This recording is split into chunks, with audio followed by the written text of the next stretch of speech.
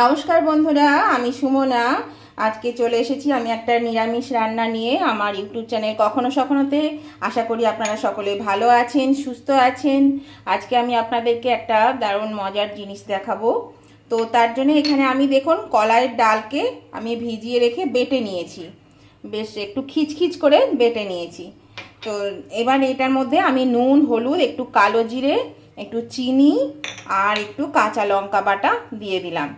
এবার আমি এটা খুব ভালো করে একটু ফেটিয়ে নেব। এটাকে আগে ফেটিয়ে নিই। এই দেখুন বন্ধুরা, আমি এটা ফেটিয়ে নিয়েছি। এটা আমি এবার বড়া ভাজবো। তার জন্য দেখুন এখানে আমি কড়াইয়ে তেল দিয়ে দিয়েছি। এটা দেখুন বন্ধুরা গরম হয়ে গেছে। তো এবার আমি এখানে একটু বড়া সাইজ করে ভেজে নেব। আর এই ডালটা হচ্ছে আমরা যে ডালের বড়ি খাই, সেই ডালে ধোয়া কলাইয়ের ডাল, সেই ডালটাই আমি ভিজিয়ে রেখে বেটে নিয়েছি।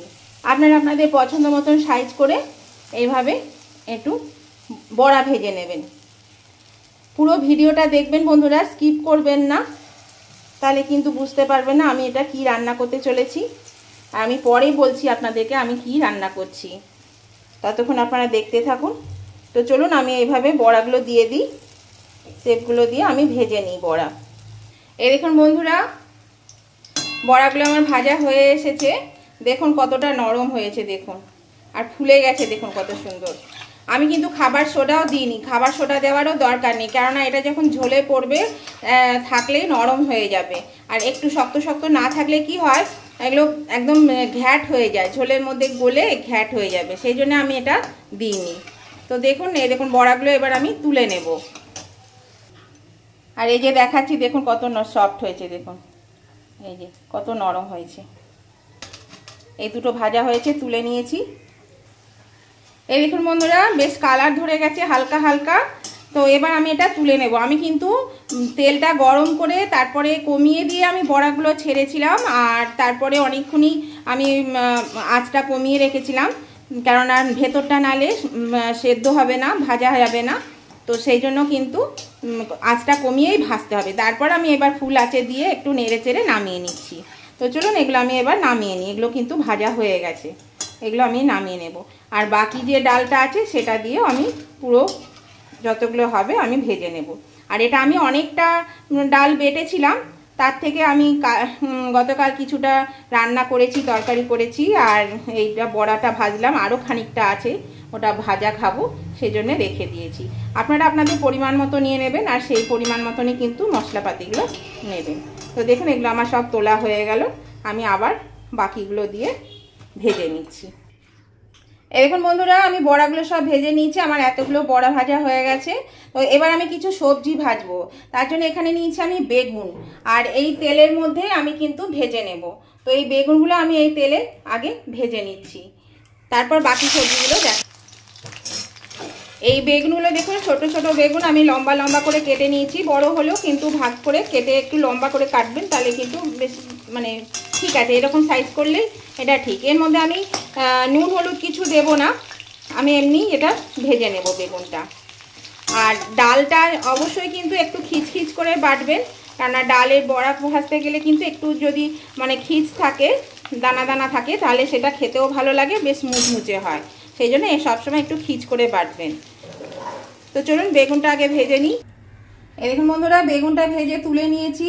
এবার আমি এখানে কুমড়ো কেটে রেখেছি, এরকম লম্বা লম্বা করে এইরকম সাইজে কুমড়ো কেটে রেখেছি। এই কুমড়োটা আমি ভেজে নেব। তো এই তেলটাও দেখুন গরম হয়ে গেছে, আর একটু তেল দিতে হয়েছিল। এবার আমি কুমড়োটা ঢেলে দিলাম। কুমড়োটা আগে ভেজে নিই। এই দেখুন বন্ধুরা, কুমড়োটা ভাজা হয়ে গেছে। কুমড়োটা এবার আমি তেল থেকে ছেঁকে তুলে নেব। গ্যাসটা একটু কমিয়ে দিলাম। এই দেখুন বন্ধুরা, তেলটা একটু কমিয়ে দিয়েছি, আর বাকি তেলের মধ্যে আমি এখানে ফোড়ন দেব। 2 টুকরো তেজপাতা, হাফ চামচ 5 ফোড়ন, আর 4 টুকরো শুকনো লঙ্কা। এটা একটু ভাজা হোক, ভাজা গন্ধ উঠলে, সুন্দর একটা গন্ধ ছাড়ে, সেই গন্ধটা উঠলে আমি এর মধ্যে আলু দিয়ে দেব। দেখুন বন্ধুরা, এবার আমি এখানে আলু ডুমু ডুমু করে কেটে নিয়েছি, সেই আলুটা আমি দিয়ে দিলাম। আলুটা দিয়ে আমি এবার একটু ভাজা ভাজা করে নেব। আর এর মধ্যে দিয়ে দিচ্ছি একটু নুন, এখানে আমি নুন নিয়ে নিয়েছি পরিমাণ মতো, সেখান থেকে আমি একটু নুন দিয়ে দিলাম। আর দিয়ে দেবো একটু হলুদ, এই যে একটু হলুদ গুঁড়ো দিয়ে দিচ্ছি, সামান্য একটু হলুদ গুঁড়ো দিয়ে দিচ্ছি। এবার আমি এটা একটু ভাজা ভাজা করে নেব আর ঢাকা দিয়ে দিয়ে একটু সেদ্ধ করে নেব। অর্ধেকটা সিদ্ধ হওয়া পর্যন্ত আমি একটু ঢাকাও দিয়ে দেব। এই দেখুন বন্ধুরা, ঢাকাটা খুলে দিচ্ছি। আলুটা ভাজা হয়ে গেছে, শুধু ভাজা নয় দেখুন সেদ্ধও হয়ে গেছে। এর মধ্যে আমি এবার কিছু মশলা দেব। প্রথমে দিয়ে দেব এখানে 1 চামচ মতো আদা বাটা, ছোটো চামচের 1 চামচ আদা বাটা দিয়ে দেবো। 1 চামচ জিরে গুঁড়ো, 1 চামচ ধনে গুঁড়ো দিয়ে দিচ্ছি, পরিমাণ মতো নুন দিয়ে দিচ্ছি, পরিমাণ মতো হলুদ, আর দিয়ে দিচ্ছি সামান্য 1/2 চামচ মতো লঙ্কা, কাঁচা লঙ্কা বাটা। এবার আমি এই মশলাটা ভালো করে একটু মাখিয়ে নেব, মানে ভেজে নেব। এবার আমি যে কুমড়োটা ভেজে রেখেছি সেই কুমড়োটা এর মধ্যে দিয়ে দেব। এই দেখুন বন্ধুরা, কুমড়োটা দিয়ে মশলা দিয়ে আমি সামান্য একটু জল দিয়েছি, নাহলে পুড়ে যাবে। দিয়ে আমি এটা ভালো করে একটু কষিয়ে নেব। এই দেখুন বন্ধুরা, মশলাটা কষানো হয়ে গেছে। আমি এর মধ্যে দিয়ে দিচ্ছি, এখানে আমি তেঁতুলকে গুলে রেখেছি, একটু পাতলা করে নিয়েছি, জলটা দিয়ে দিচ্ছি। একদম ঠিক ধরেছেন। এবার আমি না এই বড়ার টক করব, দারুণ খেতে লাগে বড়ার টক, সেই জন্যে মশলা খুব কম দিয়েছি। আর কুমড়ো, আলু আর বেগুন দিয়ে বড়া দিয়ে টক করব। এই টকটা খেতে ভীষণই ভালো লাগে। আজকে আমি নিরামিষ করছি, পরে আপনাদের সঙ্গে আমি আমিষ টকটা শেয়ার করব। তো এটা করে খাবেন, দেখবেন খুব ভালো লাগে খেতে। আমি কিন্তু এর মধ্যে আরও জল দেব। এই দেখুন বন্ধুরা, আমি জল দিয়ে দিয়েছি, জলটা বেশি করে দিয়েছি কারণ এটা ঝোলটা খেতে খুবই ভালো লাগে। আর এর মধ্যে বড়া পড়বে, তাতে কিছুটা টেনে নেবে, সেই জন্য আমি একটু বেশি করে দিয়েছি। আর তেঁতুলটা আপনারা যতটা টক খাবেন সেই পরিমাণ ভিজিয়ে রেখে দেবেন, দিয়ে ভালো করে চটকে জলটা ছেঁকে দিয়ে দেবেন। এর মধ্যে আমি আরেকটু নুন দিয়ে দিচ্ছি। আর এই তেঁতুলের টক, বিশেষ করে পুরনো তেঁতুলের টক খাওয়া শরীরের পক্ষে খুবই উপকারী। অনেক রকমের রোগ এই টক খেলে কিন্তু উপকার দেয়, মানে কাজ দেয়, খুবই কাজ দেয়। অনেক কিছু রোগ আছে যা এই তেঁতুলের টক খেলে উপকার দেয়। তো সেই জন্য এই তেঁতুলের টকটা যারা খান না তারাও অবশ্যই মাঝে মাঝে খাবেন, খেতেও ভালো লাগে আর দারুণ টেস্টি হয়। তো এইভাবে খেয়ে দেখবেন, অবশ্যই ভালো লাগবে। তো দেখুন আমি এটা ঢাকা দিয়ে দিচ্ছি এবার। তারপরে আমি কুমড়োটা সিদ্ধ হোক, কুমড়োটা সিদ্ধ হলে আমি আবার এটা 5 মিনিটের জন্য ঢাকা দিয়ে রেখে দিলাম। এই দেখুন বন্ধুরা, আমি 5 মিনিট পরে ঢাকাটা খুলে দিলাম।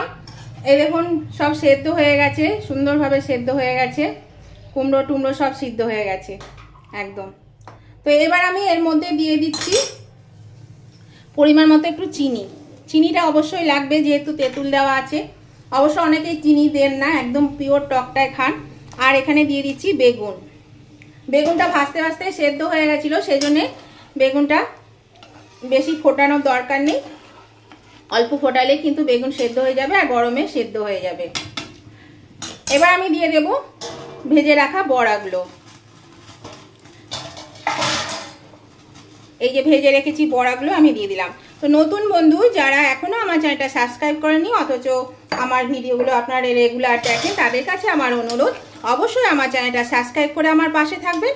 আর পাশে থাকা বেলটা অবশ্যই ক্লিক করে দেবেন, তাহলে আমি যখনই আমার নতুন নতুন ভিডিও আপলোড করব সাথে সাথে নোটিফিকেশন আপনাদের মোবাইলে পৌঁছে যাবে, আর সবার আগে আপনারা আমার ভিডিও দেখতে পাবেন।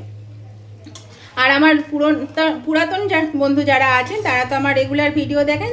আমার উভয় বন্ধুদেরকে অনেক অনেক ভালোবাসা আর শুভেচ্ছা জানিয়ে আমি অবশ্যই বলবো যে দেখতে দেখতেই যদি আপনারা লাইক দিতে ভুলে গিয়ে থাকেন, তাহলে কিন্তু অবশ্যই লাইক বাটনটা একটু প্রেস করে দেবেন। আপনাদের একটা লাইক আমাকে এগিয়ে নিয়ে যেতে অনেকটা সাহায্য করে।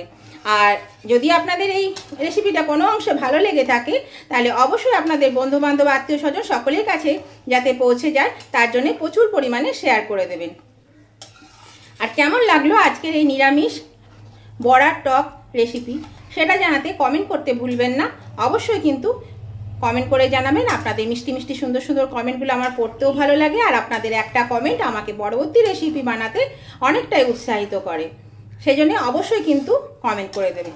তাহলে উভয় বন্ধুদের কাছে আমার রিকোয়েস্ট, অবশ্যই কিন্তু লাইক শেয়ার কমেন্ট করতে একদম ভুলবেন না। তো দেখুন এটা এবার আমি একটু ফুটিয়ে নেব ভালো করে। এটা যেই টকবক করে ফুটে যাবে আমি কিন্তু গ্যাসটা অফ করে দেব।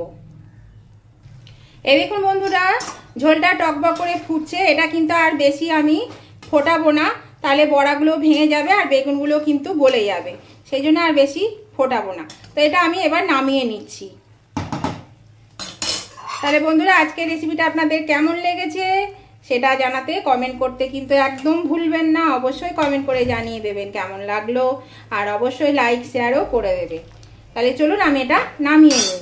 গ্যাসটা আমি অফ করে দিলাম। এই দেখুন বন্ধুরা আমি নামিয়ে নিয়েছি, এটা হয়ে গেছে। আর এটা খেতে কিন্তু খুবই ভালো লাগে। যারা টক খেতে পছন্দ করেন তাদের তো ভীষণই পছন্দের, খুবই ভালো লাগবে খেতে। অবশ্যই এভাবে কিন্তু সবাই একবার করে খেয়ে দেখবেন, যারা খাননি তারাও করে খাবেন, দেখবেন খুব ভালো লাগবে। তো আজকের ভিডিওটা যদি আপনাদের ভালো লেগে থাকে, পছন্দ হয়ে থাকে, তাহলে অবশ্যই কিন্তু লাইক শেয়ার কমেন্ট করতে ভুলবেন না। একবারে লাইক শেয়ার কমেন্ট করে দেবেন। আর নতুন বন্ধু যারা এসেছেন তারা যদি এখন আমার চ্যানেলটা সাবস্ক্রাইব করে না থাকেন তাহলে অবশ্যই কিন্তু সাবস্ক্রাইব করে আমার পাশে থাকবেন, আর পাশে থাকা বেলটা অবশ্যই প্রেস করে দেবেন। তাহলে আমি যখনই নতুন নতুন ভিডিও আপলোড করব সাথে সাথে নোটিফিকেশন আপনাদের মোবাইলে পৌঁছে যাবে, সবার আগে আপনারা আমার ভিডিও দেখতে পাবেন। তাহলে আজকের মতন আমি ভিডিওটা এখানেই শেষ করছি। আবার নতুন ধরনের ভিডিও নিয়ে চলে আসবো। ততদিন আপনারা ভালো থাকুন, সুস্থ থাকুন। Tata, bye bye.